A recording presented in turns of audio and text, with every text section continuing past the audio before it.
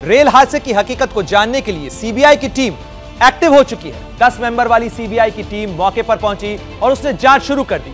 Team ने इस interlocking system की भी पड़ताल की, जिसको लेकर सवाल खड़े हो रहे हैं, जिसे शुरुआती जांच के बाद हादसे के लिए जिम्मेदार माना जा रहा है। हालांकि इस पूरे मामले पर सियासत भी जमकर हो रही है।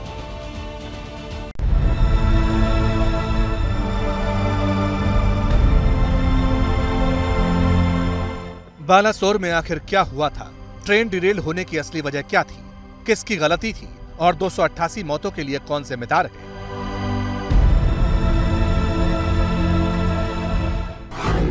इन सारे सवालों का जवाब जानने के लिए अब सीबीआई की टीम एक्टिव हो गई है। रेल मंत्रालय ने इस हादसे की जांच सीबीआई से कराने की सिफारिश की थी। इसी के बाद सीबीआई की टीम बालासोर पहुंची और एफआईआर दर्ज करके जांच शुरू कर दी। सीबीआई की टीम इस समय इन्वेस्टिगेशन शुरू कर चुकी है इस रेल के मामले में, जहां एक और ट्रैक्स पर टीम्स चल रही हैं और देखने की कोशिश कर रही हैं कि क्या क्या संभावनाएं हैं। सारी एविडेंस कलेक्शन आज सारे दिन होगा। 10 मेंबर टीम है, अलग अलग स्टेशंस पर इसकी चेकिंग होगी। इंटरलॉकिंग सिस्टम पर सवाल उठ रहे हैं, ऐसे में एविडेंस से लेकर इन सारी बातों का ध्यान रखा जाएगा। और सबसे महत्वपूर्ण बात, क्योंकि रेल बोर्ड ने रिकमेंड किया है सीबीआई की इंक्वायरी को, अब पता लगाने की कोशिश की जाएगी और जांच में ही पता लगेगा कि आखिरकार इसके पीछे साजिश है या फिर कोई और फेलियर। लेकिन रेल हादसे की जांच सीबीआई क्यों कर रही है, इसे लेकर सियासत शुरू हो चुकी है।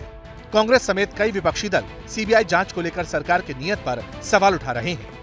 एनआईए और सीबीआई जैसी एजेंसीज ये जांच क्यों सौंपी जा रही है? सरकार की जवाबदेही है।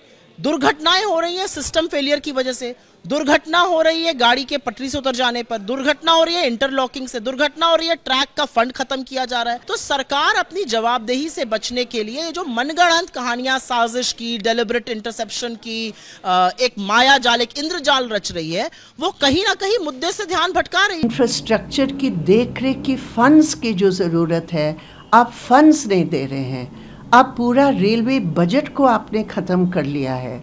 तो ये तमाम चीज़ों को दरकिनारे रखकर आप एक छिपाने वाली अगर ये बात होती है कि आप क्रिमिनल इन्वेस्टिगेशन शुरू करेंगे, तो ये एक संदेह होता है कि क्या आप अपनी जिम्मेदारी से, अपनी जवाबदेही से आप क्या भागना चाहते हैं।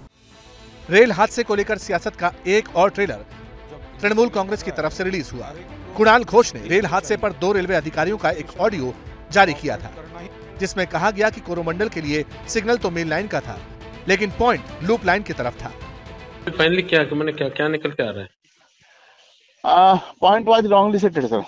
Point was set towards your loop line, but the signal was through for main line. ऐसा कैसे हो सकता है?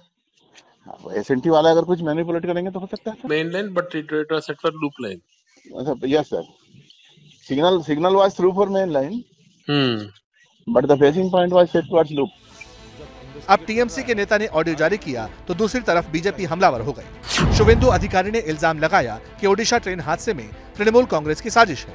पूछा, रेल अधिकारियों की बातचीत लीक कैसे हो गई?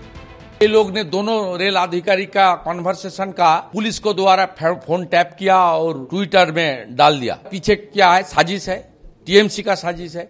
सीबीआई जो इन्वेस्टिगेशन करेगा इसको अंदर एक कन्वर्सेशन कैसे लीक हुआ वो भी आना चाहिए। जानकारी के मुताबिक सीबीआई अपनी जांच में कुछ थ्योरीज पर पड़ताल कर सकती है। पहला एंगल लापरवाही, जबकि दूसरा साजिश और तीसरा एंगल टेक्निकल गड़बड़ी हो सकता है।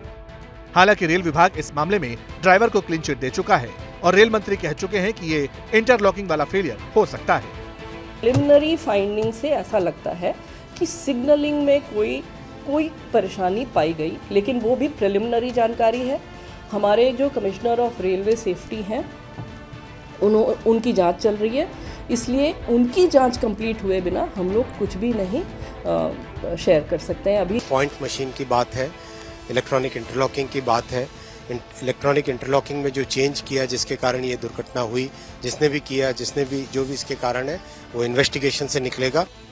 हालांकि रेल मंत्रालय अभी रेलवे सेफ्टी कमिश्नर से इस हादसे की फाइनल रिपोर्ट का इंतजार कर रहा है, लेकिन अभी साजिश वाला एंगल पूरी तरह रूल आउट नहीं हुआ है। यही वजह है कि जांच सीबीआई को सौंपी गई है। नॉर्मली सीबीआई को ये केसेस मिलते नहीं है। सीबीआई का एंटी करप्शन देखती है और कोई सरकार बोलेगी उसको इन्वेस्टिगेट करने के लिए तो वो केस को इन्वेस्टिगेट कर देती। तो इस केस में मेरे को लगता है ये NIA को नहीं दिया गया, क्योंकि सैबोटाज, ये टेररिस्ट एंगल वो सस्पेक्ट नहीं कर रहे हैं, इसलिए इसको CBI को दिया गया। एक्सपर्ट्स का मानना है कि CBI अकेले काम नहीं करती, जांच में रेलवे के अधिकारी भी साथ मिलकर काम करेंगे और उसी के बाद क्लियर होगा कि कोरोमंडल एक्सप्रेस मेन लाइन की बजाय लूप लाइन में कैसे पहुंच गई। क्या मजबूरी है मेरी, बताइए। मैं अभी आपको बताती हूँ कि मैंने ओए होए होए होए नमकीन के चटकारे लेते हुए टकटकी मार के डिबेट शो को पॉज रिपीट कर करके देख रहे हैं जोगिंदर जी। इनकी तरह आप भी देखें अपनी फेवरेट डिबेट्स को रिपीट कर और डाउनलोड कीजिए ABP लाइव ऐप अपने स्मार्ट टीवी पर।